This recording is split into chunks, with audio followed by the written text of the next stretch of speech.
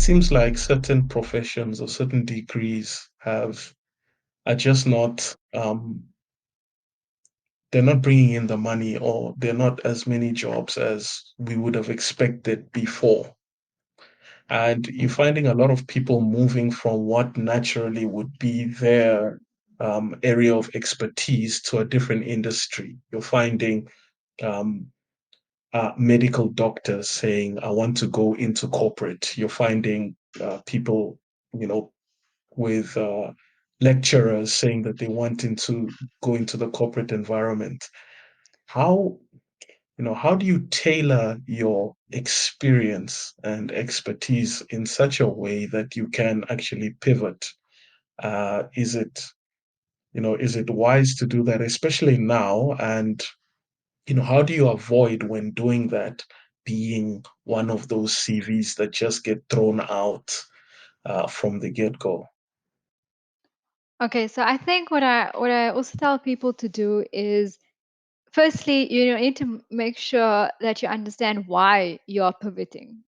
Um, you need to have a plan. You shouldn't just pivot for the sake of pivoting. Because you don't want to look 10 years down the line and you're like, how did I land up here? This is just not what I wanted to do. So um my first thing would advice would be to not just pivot, to really think about, to have like at least a medium term strategy of where you want to go, what you'd like to do. And then from there you c- you can pivot, but I think what people sometimes need to understand is that sometimes you need to make a side step before you can do a step up. So, for example, if you're a medical doctor and you want to actually now go into the corporate world, and you don't sort of have sort of maybe managerial skills or something like that, or strategic thinking skills, then what you could do is to actually maybe do some courses or get a mentor, or in that sense, and start building those kinds of skills, so that then that would help you to maybe pivot into the corporate world, where we're looking for maybe medical consultants that can assist and help with strategies. So it obviously depends on where you're coming from and where you want to go, but there are ways in which what you need to do is sort of do an assessment of what are the skills that you still need in order to get into this new industry that you want to get into, and then work towards actually gaining at least some of those skills that can maybe help you, and then also not to expect to go like to jump up in and maybe sometimes it's worth doing a side step before moving up, like in any sort of career. Like in the past, I think in the previous generation they spoke about a career ladder. And I don't think that there is such a thing as a career ladder for most people. It's basically a career jungle gym, because you need to move around. And then, I mean, if I look at my own career, actually, I was an unemployed. I had my honors at UCT. Did a business science degree, so also have like I majored in industrial psychology, but I have a commerce background because I did business science.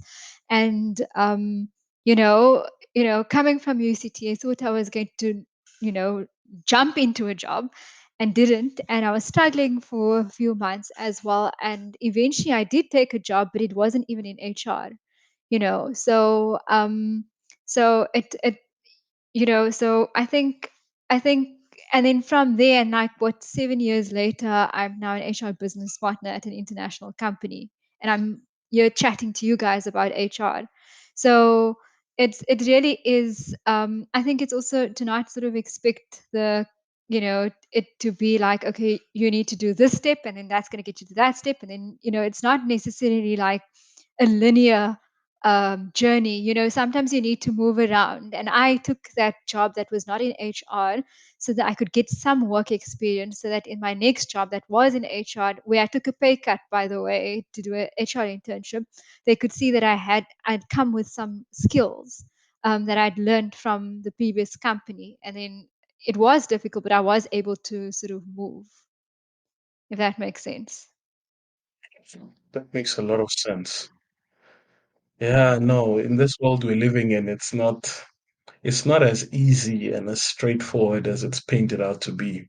And especially You in get South up, you get Africa. to, In South Africa, where the job ooh, market is really tough, compared to a lot of the countries in the rest of the world. You know, where our unemployment is so high.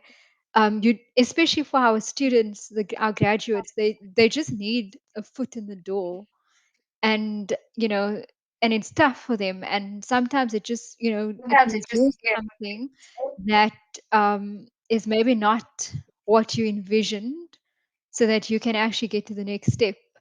And even for me, I mean, I had that job that was outside of HR, then went, took a pay cut, did an HR internship, then moved again to this to the current place that I'm at, and I've been there for like almost 5 years now. And my first job was actually in finance, and it was a temp Sure. job, and then moved into HR. And my actual job, my first job there, was filing, was actually scanning documents and printing documents, employee files actually, and employee Mm. contracts, and scanning that. And like 5 years later, I'm paying the people in the company, managing payroll. So I think one of the messages that I'd like to also sort of give out there is to also, like, do not expect it to be like a linear journey, and to not sort of think of yourself to to to actually be strategic in in the types of jobs you choose, and to not sort of look at jobs as beneath you. So just because it's something that's sort of below your pay grade, or something that you think like, okay, I came from UCT and I have this big degree and stuff like that, like I shouldn't be scanning documents.